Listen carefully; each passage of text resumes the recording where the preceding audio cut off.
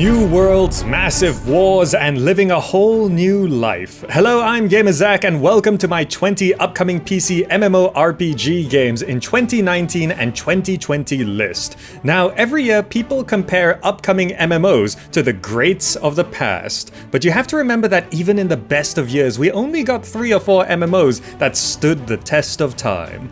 In this list we have 20 games plus bonus ones at the end, so be sure to watch all the way through, but it's likely only a few will really make a mark. Which do you think it'll be? For now, let's see what's on the way. First up, we've got Gloria Victis by Black Eye Games. Considering itself a low fantasy game akin to medieval Europe and the Middle East, this is an open world sandbox with nations, religions, and dynamic weather where you can craft, build, and do battle. Questing will be non-linear and combat is action-based with no targeting and includes territory control and naval battles. Meanwhile, PvP is open all over the map except for some safe zones, and there are punishments for killing allies. There is PvE too if you're looking for that. Now currently in alpha, the lowest backer price point is $20 or your regional equivalent on Steam, where it had mixed reviews for early access but more recently has become mostly positive. There's no clear release window besides it being in alpha at the moment though, so time will tell if Gloria Victis will succeed to bring glory to the genre or not. Next we have Project Gorgon by Elder Game. Enter an immersive sandbox world where you can forge your own path. Highlighted features are randomly generated loot, unique monsters, along with trap and puzzle-filled dungeons with bosses at the end. Your character uses a skill-based leveling system, and combat is tab targeting. Also noting that PvP is not the focus here. The game is in early access on Steam, going for $40 or your regional equivalent, and has very positive reviews. There's also a demo you can check out. In general, it seems like an MMO that's calling back to the old school style. The original goal was to be in early access for a year, but it's already past that target, so hopefully the delay doesn't affect the game negatively, and we'll see a completed Project Gorgon not too long from now. Now for one that's got quite a bit of attention, it's Ashes of Creation by Intrepid Studios. Promising a world where everything is permanently impacted by your actions, you have the usual trappings of exploring, trading, crafting, and building, where cities will rise and fall. The game is meant to keep the best of traditional MMORPGs while innovating on sandbox concepts in an open world. Quest lines will open and close depending on the world's state, while sieges and combat will include PvE against monsters and PvP to control points of interest using a tab-targeting action combat hybrid system. There's a standalone free-to-play prequel called Apocalypse that focuses on the combat, so that gives us a better look at gameplay. Important to note, the entry fee is a bit steep at $75 being the cheapest package, so you can decide if that's worth it. The game is scheduled to be playable in 2019, and if this sounds like your thing, check it out and see if it really delivers that sense of consequence for your actions, or whether Ashes of Creation's world is left a bit barren post-apocalypse. For something that looks a little bit different, it's Mad World by Jandisoft. Okay, I know at first glance this is going to confuse a lot of you. It really doesn't look like what you'd expect to see in an MMORPG list nowadays, and that's because this uses a HTML5 engine and is browser-based. Don't write it off completely just yet, as it's still aiming to be a fully fledged MMO. The world is not quite an open world, with everything taking place on many smaller maps stitched together. Questing and NPCs are designed to have personality and uniqueness, and you'll be meeting horrific monsters in PvE. Combat is a combination of tab target and non-targeting, while it's said to be able to support hundreds of players in a single PvP match. It's also planning to release as a free-to-play game on multiple platforms and be cross-platform compatible. Summer 2019 is the release window right now, and although this isn't going to be for everyone, Mad World might be something just a little different for the genre, which can be nice if the gameplay is actually engaging. Moving on, we've got Legends of Aria by Citadel Studios. Discover a world forged by players, and your choices write the story. Saying that it's a return to a true skill-based system, progress your character the way you want as you explore and build in an open-world sandbox. Combat is tab targeting, and PvP is the focus. Although there is some PvE, it's a bit of a concern how hostile the world could become while that aspect is still in the works. Community servers and modding are also a big point, allowing players to run their own servers, and that the whole game is built to be modded from top to bottom. The game is playable now in a developmental state, and the early access digital copy is going for $30 US, which is on the cheaper side of many of the MMOs in this list. But there's a lot riding on the community to boost Legends of Aria's value. Ascending to the skies, it's Ascent Infinite Realm by Bluehole Studios. Steampunk, airships, dragons, and magic are the premise of this open-world MMORPG, which is from the same developers as Terra and PUBG. So think of that what you will. Characters have a class-based system, and you'll have the usual player housing, with various forms of PvE and PvP.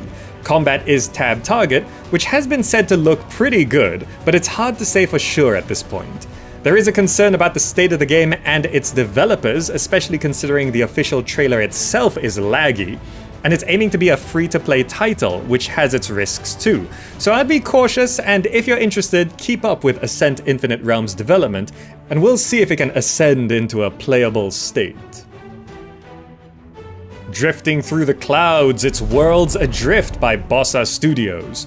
Explore a shattered world as you build skyships and survive perils of the skies in this open-world sandbox. Combat is about firing projectiles that are hit-scanned with guns and skyships with cannons.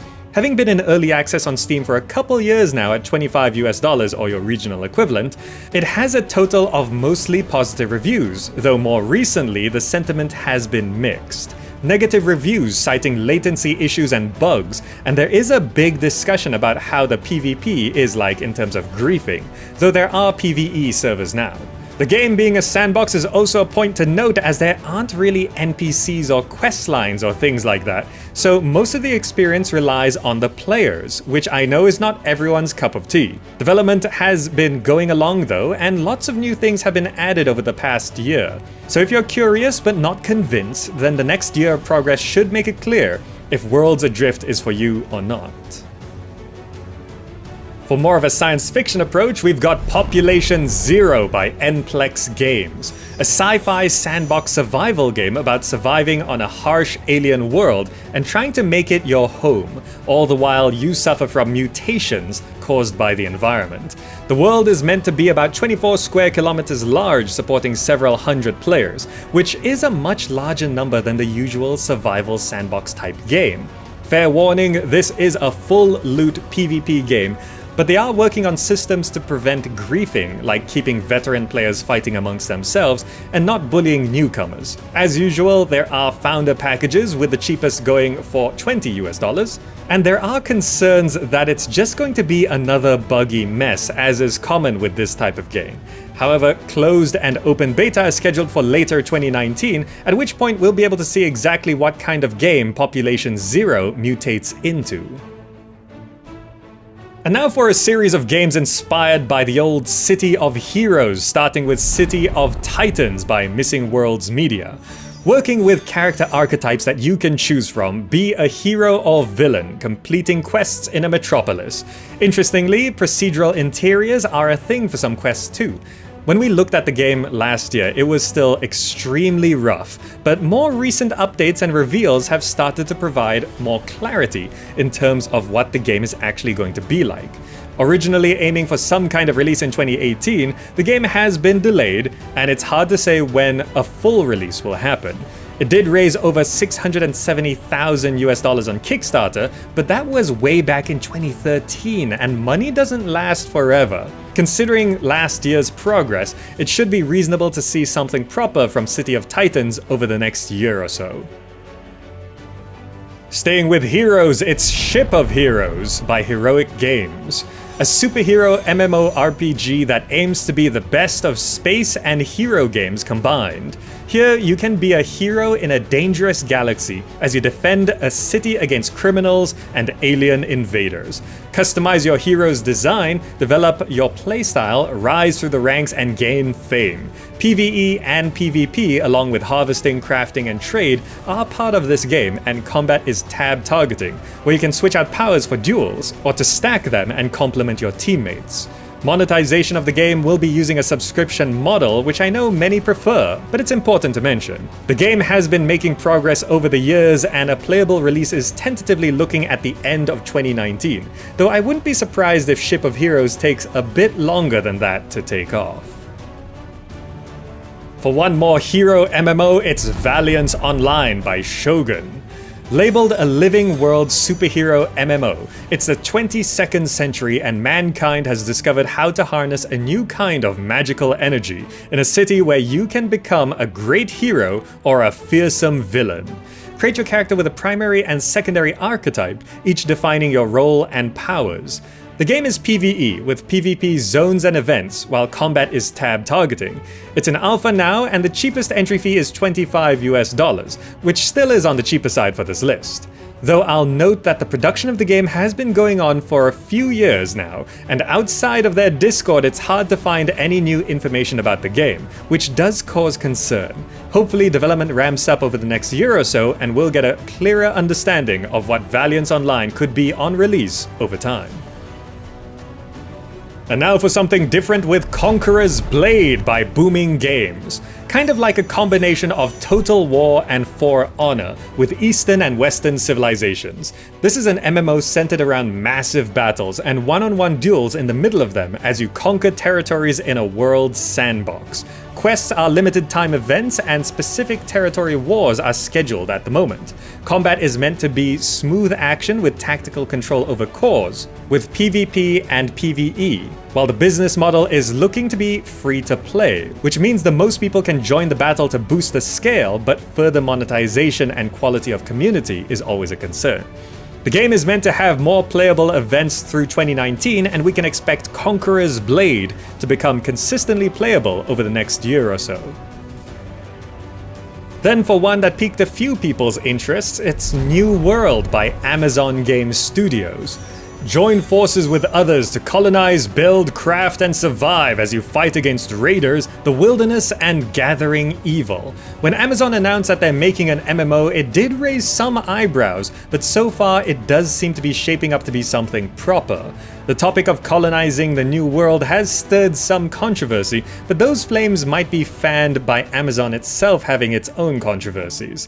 Servers are intending to launch being able to support 500 players, and there's a goal to raise that to 10,000 using cloud technology, which would be important when it comes to the territorial wars and establishing of communities. Characters are classless, and although there is combat, you should be able to avoid it as not everyone needs to be a fighter. The game sounds impressive, and with Amazon behind it, the budget required to do something like this isn't an issue. Though at the time of making this video, the official YouTube channel only has a clip of running through the environment. So let's see how New World gets developed over the next year. And then a strange one with ReWorld Online by QWERTY Studio Inc. Not to be confused with the other ReWorld, this is a game inspired by Ultima Online and Garry's Mod? That's an odd combination that could be a great idea or just a bit weird. Gather, craft, build, and fish, and your character won't have classes, and there's a skill system with no maximum level. Fully customizable private servers that can support thousands of players, procedural worlds, and a town system with building and prosperity are also a thing.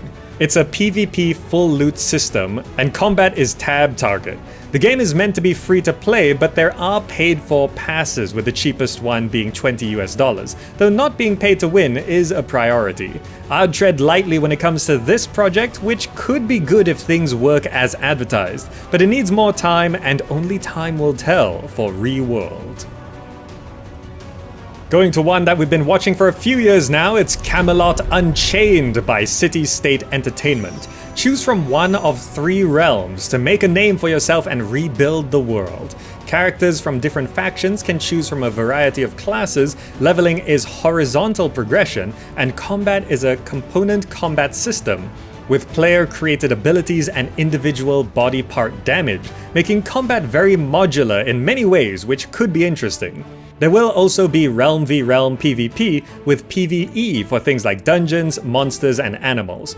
Monetization is a subscription method, with a pledge to not have any thinly veiled cash grabs, while currently for pre-ordering, the cheapest package is $35 for Beta 2 access and $60 for Beta 1 access. We've been watching this one for a while, and it has raised over $5 million, so budget shouldn't be a problem. Beta 1 launched in mid-2018 with 3 stages of beta planned, and there is a kind of goal for full launch in 2019, but I would be surprised if it hit that target. A 2020 release does seem more possible though, so hopefully Camelot Unchained will be releasing without too many more delays, and it will be in a state to deliver all the massive promises. And then for a couple Asian MMOs, starting with Astelia Online by Berunsun Entertainment. A classical MMORPG striving to return to the roots of the genre. Characters have the traditional tank, healer, DPS role options, but the classic classes are made flexible when it comes to skills and abilities. Combat is tab target with active dodging, and the game has PvE dungeons and arenas that you can do solo or teamed up. Meanwhile, PvP is in the arena and persistent faction warfare, promising no griefing. Interestingly, there's a companion system where you can collect and level up Astels that you kind of control. Having launched recently in South Korea, summer 2019 is the intended Western release, and although the game is free to play in the East, it's going to be buy to play in the West. I know many have been waiting a long time for this one, as it's been a 7-year development time, which could mean that this release is really polished, but it's not a guarantee. Asian MMOs don't always get a global release, so if you're looking for one that is, check out Astelia Online. One more from the East, it's Lost Ark by Smilegate.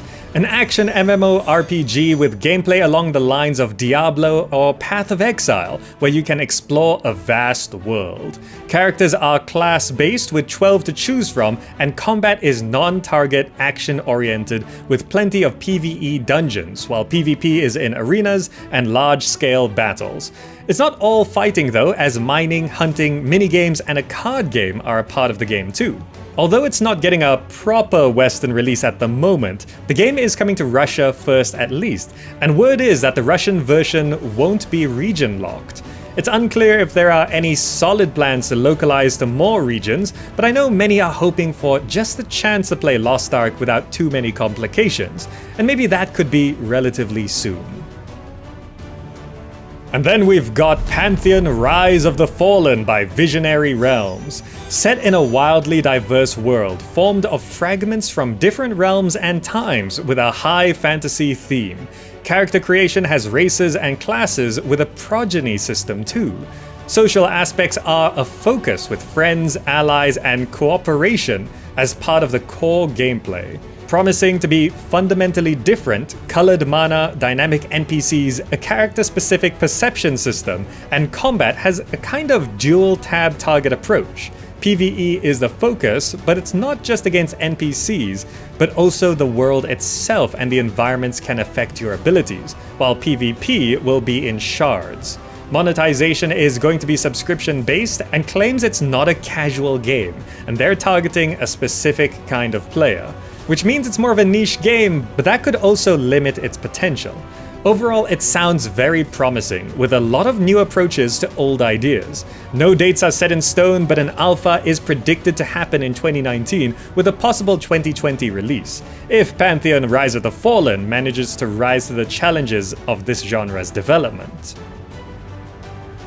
For one that's being considered pretty big, it's Chronicles of Illyria by Soulbound Studios. Living a life of meaningful existence and promising that the grind is gone from gameplay, the main feature that defines this game is that your character will die of old age after starting as a member of an NPC family and living a lifetime of adventuring, farming, sieging, and governing.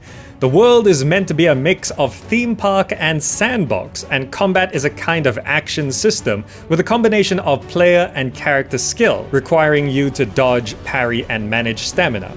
PvP is heavily available, though stating it's rare in civilized areas, but no area is 100% safe. Cost of entry is $45 for the cheapest package, but if you want access to Beta 2 and 1, you'll have to pay more than that. There are a lot of big promises here, and if they actually play as engaging as they sound, then this could be something special. Having raised almost $6 million, it's a pretty big project, and the projected release date is the second half of 2019. Though as with any game on this list, I would not be surprised if Chronicles of Elyria got delayed into 2020. For our final entry, it's Crowfall by Artcraft Entertainment. Calling itself a throne war simulator, engage in territorial conquest as you amass wealth, gain power, and find relics. There's a concept of eternal heroes, dying worlds, where your character will continue to exist, but the game follows seasons for campaigns, each lasting 1 to 3 months. Character classes and races are a thing, and certain classes are locked to certain races. Combat is action-oriented, but promises to not rely on fast-paced or twitchy reflexes, and the game has a PvP focus. Now, the release window is a little unclear, but the game is playable right now in testing phases, with the cheapest option being $50 US, and the game intends to use a buy-to-play monetization system. One thing to consider is that the game has raised from crowdfunding and licensing a total of over $25 million, which is a crazy amount, but importantly does not necessarily guarantee a good game. But there are a lot of high expectations from Crowfall. And now for those bonus games I mentioned. Of course, we have to mention WoW Classic that is on the way, and it might be a good chance for people who have never played WoW before to get into the game, or for old veterans to reminisce. Meanwhile, Elder Scrolls Online is getting the Elsewhere expansion, and Final Fantasy XIV is getting the Shadowbringers expansion. And now for some MMOs that are on the horizon, which won't be releasing by 2020, there is the Magic the Gathering MMORPG that's still in development, but no news about that. There's an Alien MMO that doesn't even really have a proper title yet, but it has been announced. Project TL, which used to be called Lineage Eternal, it might go into closed beta in Korea in late 2019. Peria Chronicles also might go into testing in Asia later in 2019, but there's no real news there. Age of Wushu 2 is also kind of a thing, but again, nothing official has been said. And then there is Fractured MMO, which is targeting a 2021 release, the Saga of Lucimia by Stormhaven Studios, launching 2021 at earliest. And there is apparently a Lord of the Rings MMORPG, which we don't know a lot about, but the TV series is starting in 2021, so this will probably coincide with that.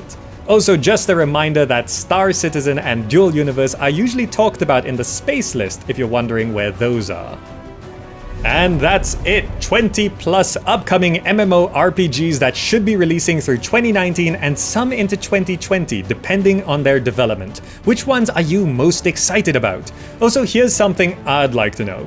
We know not all of these games are going to be successful, so if you could pick only 2 from this list, which 2 games do you think will stand the test of time? Now, if you'd like to see more upcoming games, check out the other lists on the channel sorted by genre shown at the top of the video for many more upcoming PC games, or my Gamer Encounter series where I take a much more extensive gameplay look at specific new games. Alright, that's all for now. Thank you so much for watching, hope you enjoyed it and found it useful. Remember to subscribe and to check out all the social medias I'm on, and I'll see you in the next video.